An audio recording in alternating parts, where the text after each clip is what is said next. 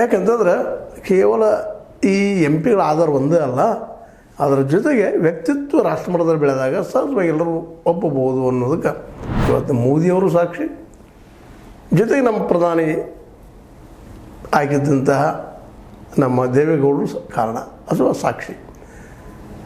ಈ ಇಬ್ಬರ ಮಧ್ಯದಲ್ಲಿ ತಾರತಮ್ಯ ಡಿಸ್ಕಷನ್ ಮುಖ್ಯ ಅಲ್ಲ, ಆದರೆ ದೇವೇಗೌಡರು ಬೆಳೆದು ಬಂದಂಥ ಬಗೆ, ಹೋರಾಟ, ಜನ ಸಮಸ್ಯೆಗಳಿಗೆ ಸ್ಪಂದಿಸುವಂಥ ರೀತಿ, ಮಣ್ಣಿನ ಮಗ ಅಂತ ಹೇಳ್ತಾ ರೈತ ಪರವಾಗಿ ಹೋರಾಟ ಮಾಡಿದಂಥದ್ದು, ಕೃಷ್ಣಾ ನದಿಯ ಆಲಮಟ್ಟಿ ಡ್ಯಾಮನ್ನು ಕಟ್ಟುವಲ್ಲಿ ಪ್ರಮುಖ ಪಾತ್ರ ವಹಿಸಿದಂಥ, ನೀರಾವರಿ ಯೋಜನೆಗಳ ಬಗ್ಗೆ ಅತ್ಯಂತ ತಜ್ಞರಿರುವಂಥ ವ್ಯಕ್ತಿ.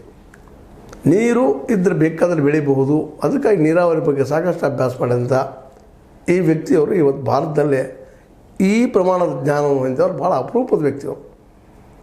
ಆ ಎಲ್ಲ ನೆಲೆಯಲ್ಲೇ ಮತ್ತು ಈ ದೇಶದ ಪ್ರಧಾನಿ ಆಗಿದ್ದ ನೆಲೆಯಲ್ಲೇ, ಮುಖ್ಯಮಂತ್ರಿ ಆಗಿದ್ದ ನೆಲೆಯಲ್ಲೇ ಇವತ್ತು ವಯಸ್ಸು 93. ಒಂದು ಕಡೆ ಅವ್ರು ಹೇಳ್ಕೊಳ್ತಾರೆ ನಮ್ಮ ದೇವೇಗೌಡರು ಇದೇ ಭಾಷಣದಲ್ಲಿ, ನನ್ನ ತಾಯಿ ಹಾಲು ನನ್ನನ್ನು 93 ವರ್ಷಗಳವರೆಗೆ ಬದುಕಿಸ್ತು ಅನ್ನುವಂಥದ್ರ ಜೊತೆಗೆ ತಮ್ಮ ಧರ್ಮಪತ್ನಿಯ ಚೆನ್ನಮ್ಮರ ಕುರಿತಾಗಿ ಸಹಿತ ಅವರು ನನಗಿದ್ದಿದ್ದರಿಂದ ಇವತ್ತು ನನ್ನ ಬದುಕಲಿಕ್ಕೆ ಸಾಧ್ಯ ಇತ್ತು ಅಂತಾರೆ.